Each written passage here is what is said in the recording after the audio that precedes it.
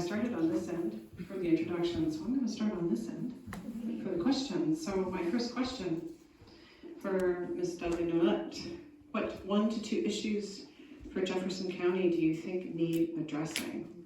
What should they look like when changed? And how do you plan to make that happen? It's a big question. I often say that I haven't been approaching this campaign as someone who's going to come in and have a lot of policy positions and change things right from the start. I actually spend a lot of time really learning about the issues and how they're different in districts 1, 2, and 3. So I think I started this campaign really focusing in certainly on housing. It is an issue that affects all of us, and it is interrelated with all of the other issues around affordability, even things like our septage capacity, which I think is now a growing issue in my mind. So I'm going to talk about those two, water and septage and housing, because I think although mental health is actually one of my hugest issues, one that I work on every single day, I've been really recognizing the difference between our water and septage issues, not the difference, but the connectivity around those issues and the housing crisis that we need to solve.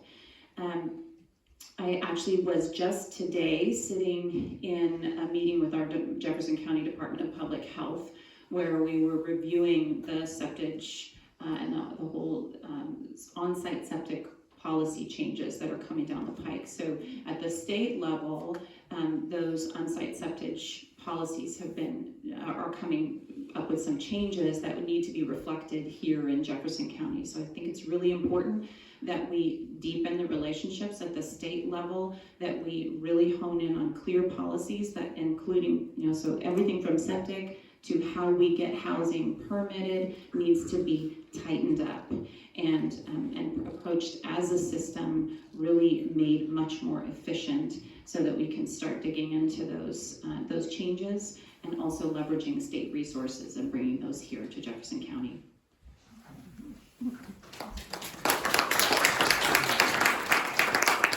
Thank you so much. And I will move on to the next question for Adam and Matthew. Thinking ahead to the next legislative session, what would be your highest priority? What matters to you most? Matthew, holding the mic, you go first. Thank you. The golden. Oh, yes, the golden mic. For me, the highest priority across the district that I hear is housing. And part of that's a combination of government assisting with entry-level housing, low-income housing, folks who need housing who might be homeless. But then the other part of it is how do we create more housing generally from the private sector, more homes to lower the home prices? How do we get those built as well? Because government can't do it all. And so one of my priorities is going to be, how do we look at providing regulatory reform? It's expensive in this state to build a house. In Jefferson County, it's the second highest priced county in the state. Jefferson County is known to be a labyrinth of regulation, specifically, but Washington State altogether is. And so we need to take a look at that, simplify regulations, keep the stuff that's critical for safety and for an environment, but especially in our rural areas, take a look at that. I would also support lot splitting for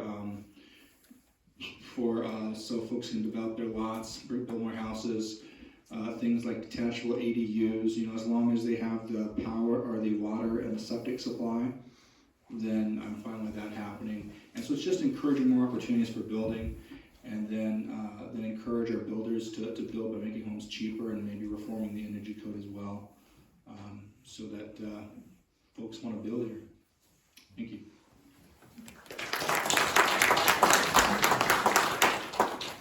I love Matt's answer to that question. It's very similar to my answer. I think housing is indisputably the thing that I hear from constituents about most when I'm knocking on doors. Doesn't matter, young or old, everybody's having a hard time with the cost of housing here. So here are a few material things that I'd like to work on and that I think we can accomplish over the next couple of years.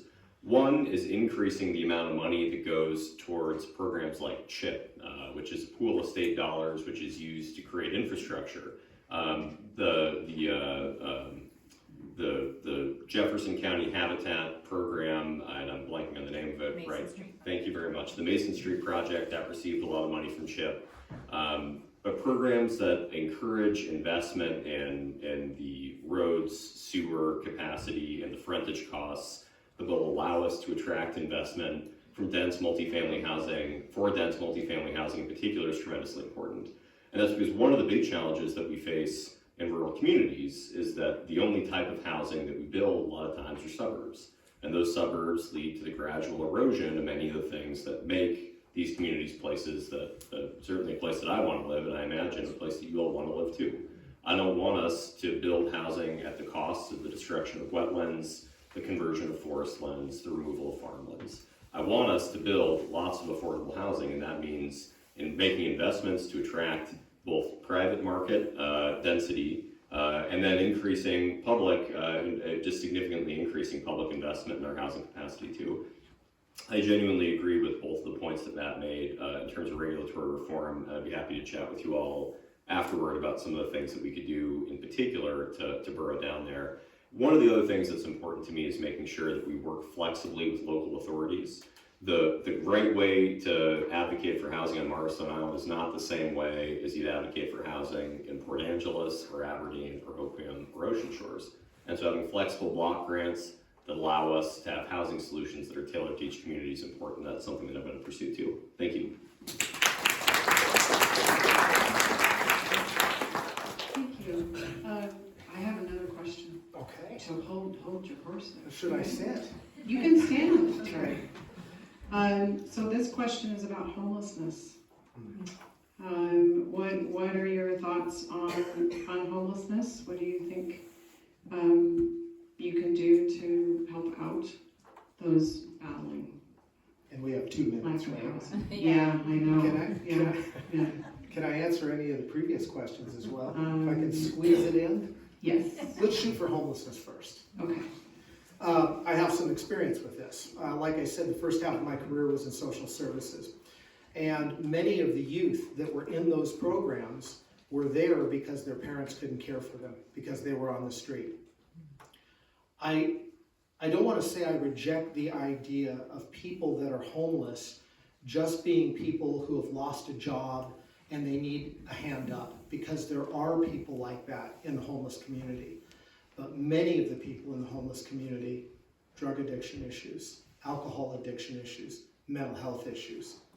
So the question is, how do we help those people make a change in their life?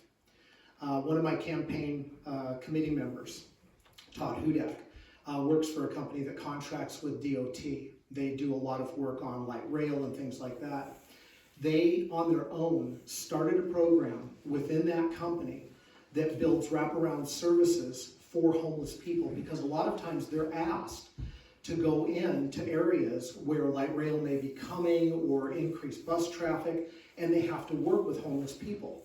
And they got tired of doing nothing and saying, well, what are we supposed to do? We can't relocate these people. We don't know where to send them. They, in many cases, the homeless, are not willing to help themselves. So they built a program. There's faith-based elements to the program.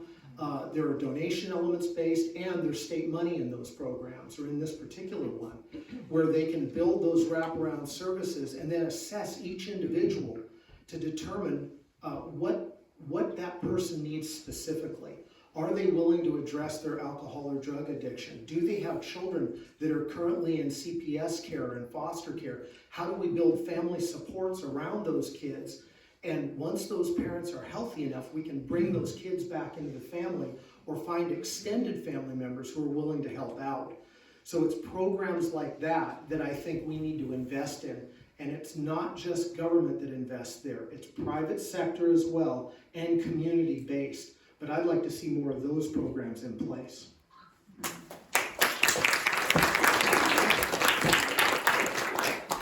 think Terry's right here. There's a debate in Olympia around homelessness and whether you should require somebody to be clean and sober before you put a roof over their head. The data is very clear that you put a roof over somebody's head first, and then they're open to services. But if they don't have that roof, if they don't have the security of that place, they're not going to be open to dealing with their co-occur, whether it's a drug issue, a behavioral health issue, and usually they're co-occurring, they're very combined, one leads to the other.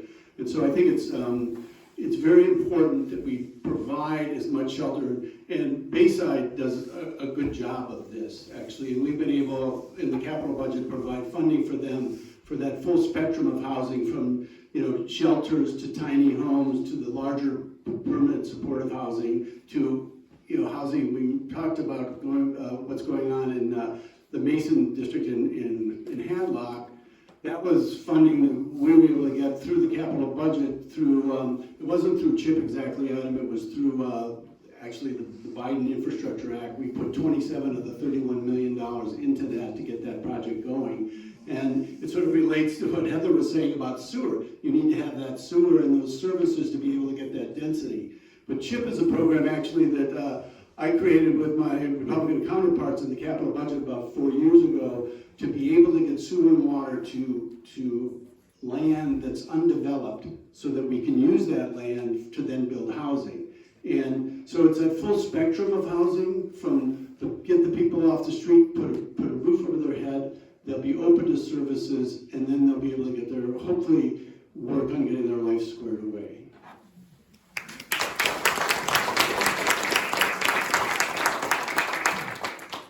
Thank you very much. Okay, moving on to the next question for Marcia and Mr. Chapman down there. The lack of reliable funding stream has left our state park system in a constant state of triage, where maintenance to historical buildings often arrives too little, too late. Please tell us how you would close the funding gap for park maintenance and operation. Great, thank you. Parks are important. That's why we all live here, is our outdoors, our environment here. They have to be funded in a way that doesn't weigh people down kind of regressively. Some of the taxes we have now do that. We're all paying for things that may or may not be supporting the goals we have. So how do you make sure that parks are funded? One way would be to have user fees for those that are actually accessing them. That makes sense. One of them is harnessing our volunteer crew here, which, I know everything that I do locally, whether it's Habitat or salmon enhancement groups or highway cleanups, we have a tremendous core of volunteers, and that's part of our demographic also. We have retired folks that can be engaged and harnessed to do that. But the funding is going to have to come beyond that, and some of that will be at the state level.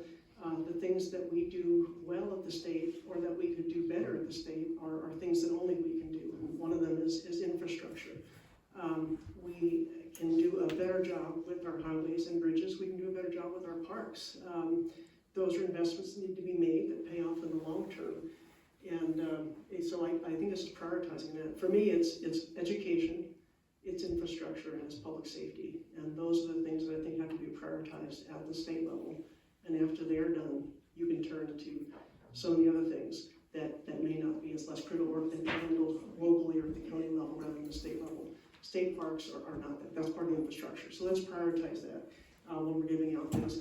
We had some really good questions here. I want to just comment on a couple with respect to housing. I heard the Alchemy owner talk about his house being moved, and I bet that was probably Jeff Monroe that did that, I'm guessing. But there used to be a lot of houses moved.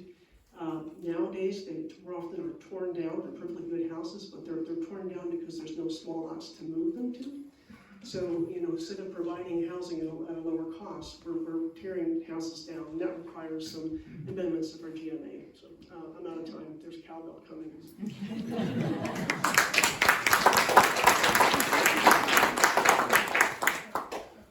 We've been very blessed in the 24th Legislative District to have Representative Theringer chair the capital budget, which oversees parks funding, and he has squeezed every dollar to the benefit of the 24th Legislative District. It's been an honor to be his partner and to raise issues, listen to folks, and see the investment we've made in our parks. Senator Vandeweghe, prior to, as should be put on the record thanking him for his service. The committee that he chaired was much like the companion committee of the committee that I chaired, but he included state parks as well. And the three of us met consistently to go over the parks budget, specifically for the 24th Legislative District, and we would kind of dump it all on Steve, and then he would manage the whole system statewide. But make no bones about it, the 24th Legislative District won't have the chair of the capital budget forever, unless we can Weekend at Bernie's always comes to mind. We just keep Steve showing up. But at the end of the day, it's about making sure that the parks wants to continue to push for new, bigger, broader. We've got to make sure that and I think one of the things that I did in my committee is focus on the investments of the infrastructure we currently have in place, and then focus on if the expansion is, what can we put a new boat launch in so families can take their boat out? Can we put a few camping spots in? Simple camping. Families still want to camp. They want a tent. Can we put some tent sites in? Can we keep the investment of new at a limit while we continue to rebuild the Fort Worden, the Fort Flaglers, the Swim Bay State Park, the Boga Shield State Park, the Ocean City State Park, parks that I actually go camping in myself and have looked around. So that's really been my focus. I think it was Senator Vandeweghe's focus. And then again, we've just been incredibly blessed by this district to have the chair, the current chair of the capital budget, one of 3 budgets we passed in the state, and one of 2 that's always consistently a unanimous budget, thanks to the work that Steve did.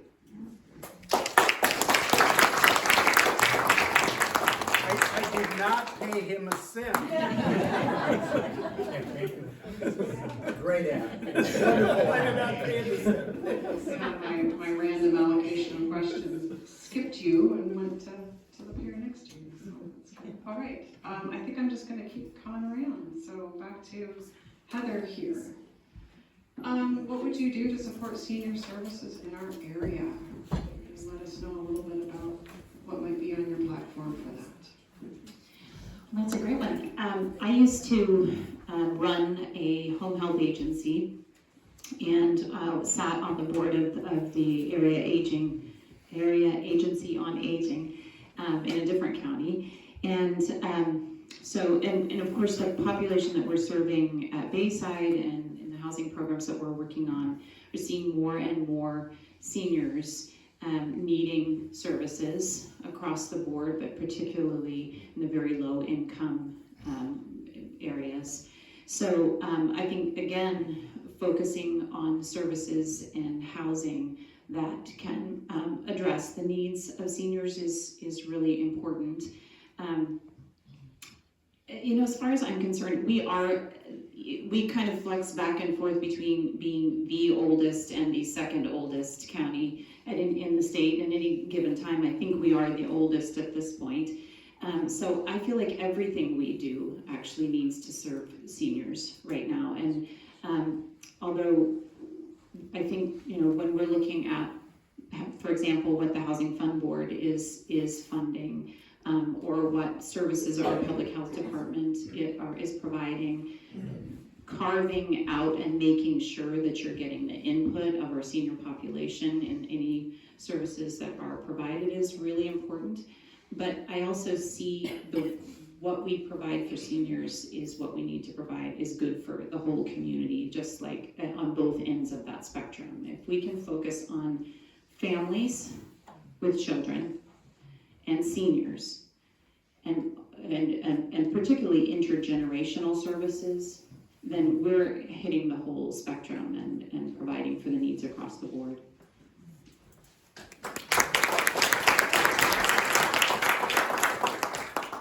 Thank you. Okay, so Matthew and Adam, the Cap and Invest program, repeal it or keep it?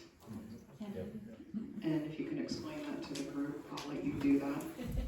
Yeah, so I support keeping our cap and trade scheme. This is what Washington State's Climate Commitment Act creates a tool where people who emit over a certain amount of greenhouse gas emissions have to buy credits in an auction to pay for those emissions. And then the state uses those credits to fund a variety of projects. A significant portion of the most recent supplemental budget came from dollars raised by the Climate Commitment Act. I think that there are some reasonable gripes that a person can have with how that program is implemented. It's a big, ambitious attempt at dealing with a serious problem. Well, global warming, anyone who tells you that addressing global warming is going to come without costs or sacrifices is selling you something. It is going to take some costs and some sacrifices. And I think that the challenge of a state legislature is minimizing those costs, is minimizing those sacrifices, and trying to create a policy that does our best, or that aspires to deal with this big, long-term, multi-generational issue without adversely costing people here too much. So here, I like the Climate Commitment Act to be a bit more flexible where those dollars can go. Right now, 30% of them are earmarked for communities that are supposed to be adversely affected by climate change. We measure that by air quality index, which means they basically go to urban areas rather than rural areas. I think we could change that. You know, I think that it has increased the cost of gasoline to some extent, and there probably are ways for us to be flexible with the curve of the Climate Commitment Act. But to be clear, if we reject the Climate Commitment Act this year, if we turn it down, we're first going to make it tremendously challenging for us to restart the process of dealing with this issue. And second, we're going to create huge holes in our budgets that are already facing some significant financial pressure. My perspective is that the long-term task of dealing with global warming is not something that's going to be done in 1 year, 5 years, or 10 years. This is a flexible tool that we've developed. Rather than throw it away completely, we should work on amending it to minimize some of the costs in our communities. Thank you.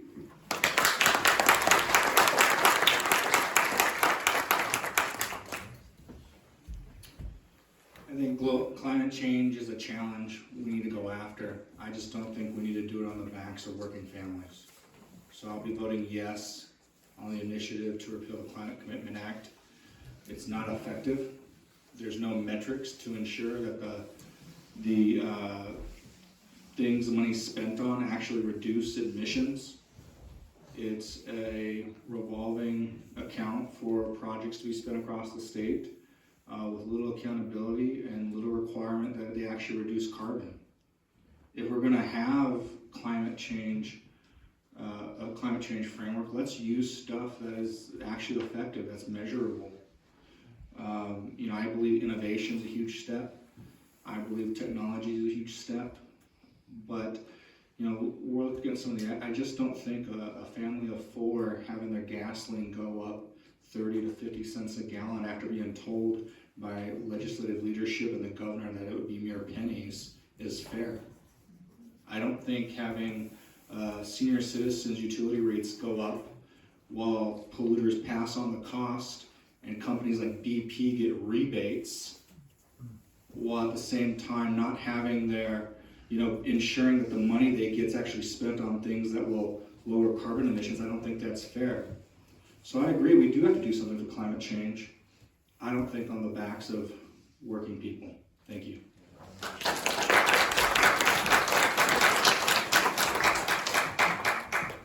Thank you so much. Okay, moving on. Terry and Steve. It has been proposed that a capital gains tax be applied to unrealized capital gains on home savings and retirement accounts. What are your opinions and positions on such a proposal? Yeah, I oppose. And I've got to go back and counter the pro Steve Theringer ad from a little while ago. Not directly, but I don't think that we should fool ourselves any longer. Olympia is dysfunctional. Anybody who has worked in any capacity with the state legislature or the agencies therein knows that there is volumes of waste there. I can point out a couple recent articles that have happened over the last couple of months. You've all seen them probably. I think it was 11 agencies, right? Got tagged with not being able to identify COVID money they received to the tune of, correct me if I'm wrong, it was a $1.17 billion they couldn't account for it. It's one simple example. When I worked in social services, we worked with DSHS on a regular basis. Fantastic people, good people, devoted to the cause, wanting to do the best they could. One of the most inefficient groups I've ever seen in my life. When I started to work in finance, where we run by numbers, very strict numbers every day. If we don't hit those numbers, the business goes under. If you applied that same kind of thinking to Olympia, you could squeeze out money like you wouldn't believe.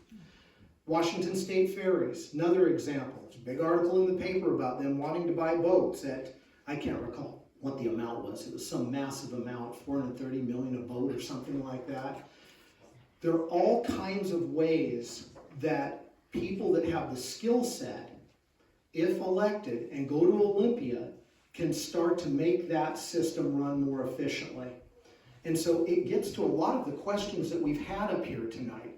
I don't question the motives of the individuals that are up here. They all want to do a good job.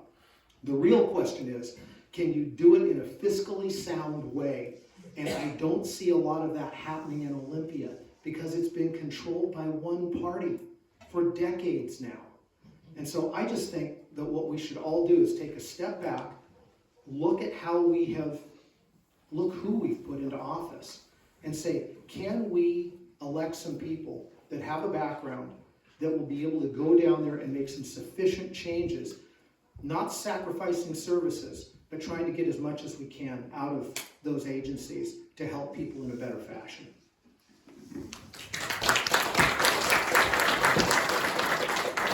Well, I'll respond to my opponent and then answer the question, but I think you hear the phrase, government should run like a business. The thing about business is, and I have one, I have a customer, I have my return on my investment, I watch my money, I get to choose whether I'm going to sell or not sell. I get to choose how my business is going to operate. Government's a little different. Government has many clients, many customers, and many issues. And the model doesn't apply to government. It's a nice simple phrase, running like a business, but there's this whole debate around whether it should be shareholders or stakeholders. Shareholders are the people that are just getting that quarterly return, right? That's actually a fairly easy, easy equation. But when you're thinking about stakeholders, means the people that are being served, the folks that are doing the work, all the different clients and different types of folks that live in a state full of 8 million, it's a little different, it's a little more challenging. So it sounds good on paper, but it's not I don't think it's gonna be as simple and easy as my opponent paints it. The capital gains, so on your ballot, there's an initiative to do away with existing capital gains. That just relates to equities. It does not include your home, it does not include your business, it does not include any other properties you might own. It's just for folks that are hedge fund guys, basically, that are dealing in equities. I have not heard, people will try to scare you that it's going to, they're going to expand it into other capital gains. I have not heard that discussion at all in Olympia. That's not to say that maybe somebody's talking about it, but it's never gotten to the caucus and it's never gotten to the floor, and I wouldn't vote for it.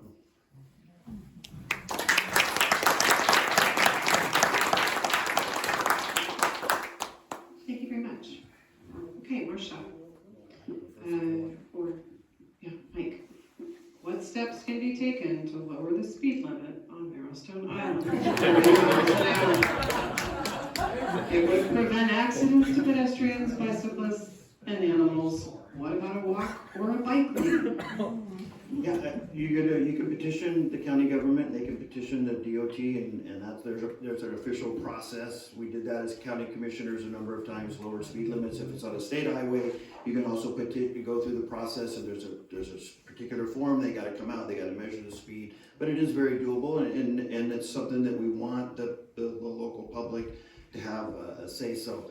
Bike lanes and widening the roadway, again, a little bit of a challenge in that we won't, but I've looked at it. I've put together the budget proviso every year that I've been in Olympia, and it doesn't get funded because we have a lot of demands and needs across the state, but it is something that's on my radar as a member of the Transportation Committee and something that I continue to bring up.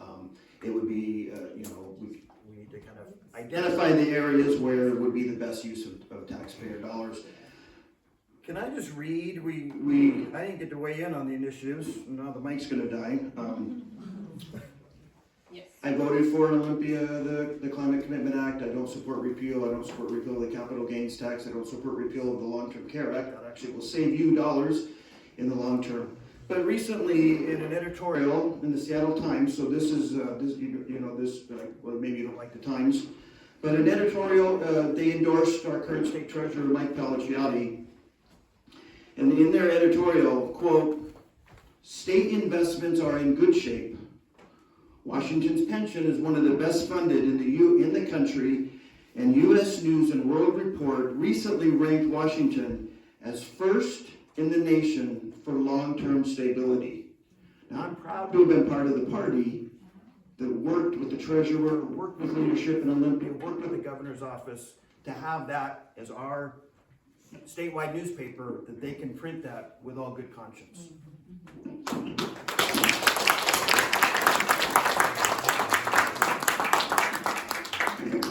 That was a really good answer from Mr. Chapman on speed limits, and I don't have anything to add to it. It's really not here on the island, it's more of a local county issue than a state issue. I have spent far more time bicycling the island than driving, so I get the need for safe roads, including safe shoulders. Believe me, even all the neon you wear isn't going to keep you safe if you don't have a good speed limit. But I want to address some of the other issues that came up here. Housing was one we started with earlier. There are some things we need to do. I alluded earlier to amending the GMA, and what I'm talking about is not, opening the whole county up to development, but I'm talking about getting some smaller building lots adjacent to our urban growth areas, so we have small lots that you can move those existing houses onto, and that you can build on without having to invest in purchasing 5 acres. I know an awful lot of people in their 30s that are back home living with their parents that have no chance of getting into a home of their own. And that's not fair. I mean, because it comes with financial security. It comes with being able to raise a family if you want to.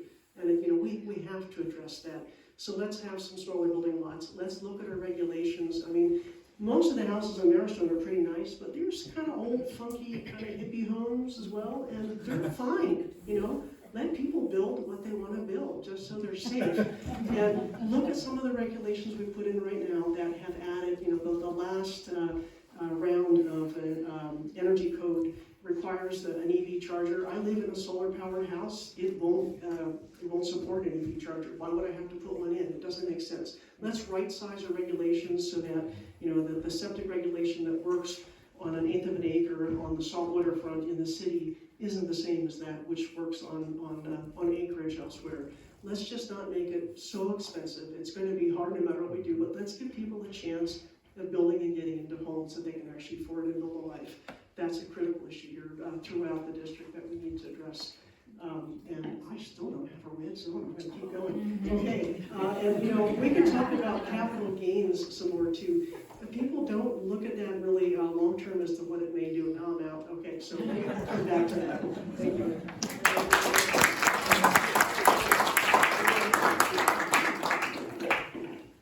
Thank you for, because these questions are a little random, and so I appreciate you pivoting, as they say, right? So, continuing on with our pattern here, back to Heather. Since we are all Americans, how are you bridging our political divisions professionally and personally? Wowzers. So I'm listening right now to Ezra Klein's book, Why We're Polarized. And it's a good read. I would recommend it.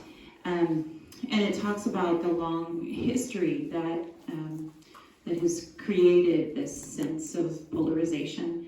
It was an interesting Pew research that he has been referencing in the few chapters that I've read so far.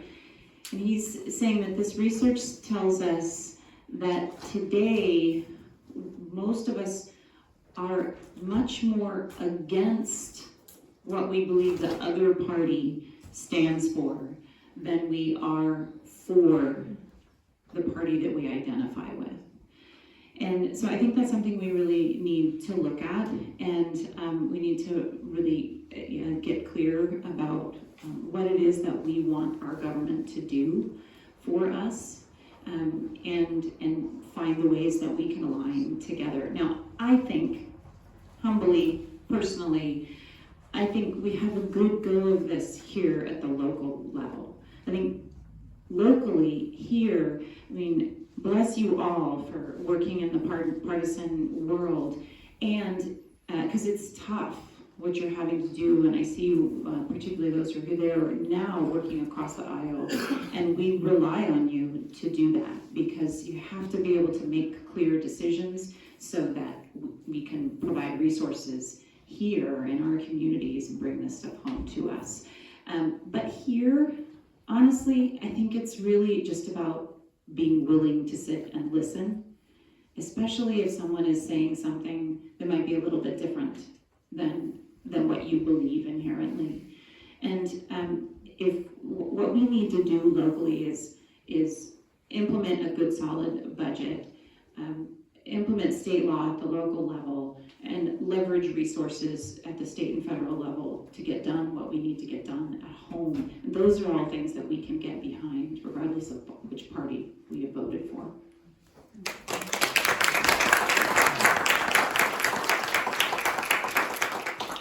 And Matthew and Adam, it was asked twice, 2 different cards, that same question, so I'm going to pass it on to you guys. In today's superheated political climate, how do you propose to reach across the aisle to work together, and is it even possible?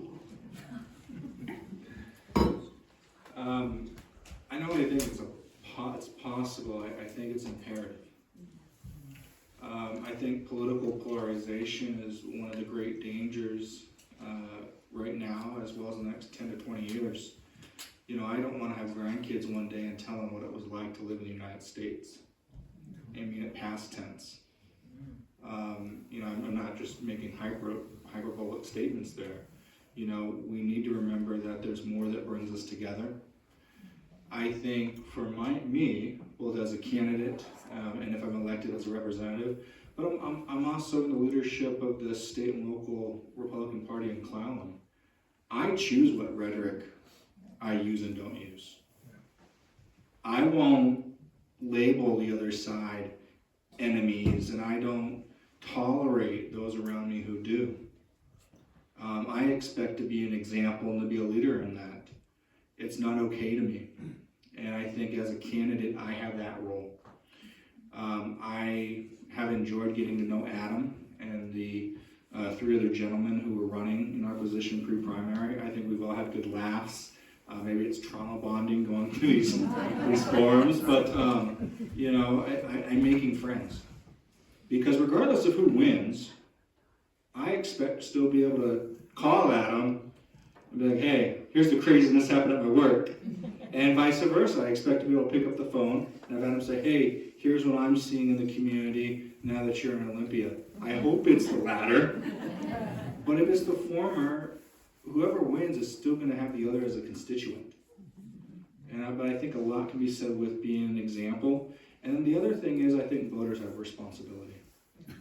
Don't accept somebody falling below those expectations, because you can't reward bad behavior. And I think if we do that, we'll be all right.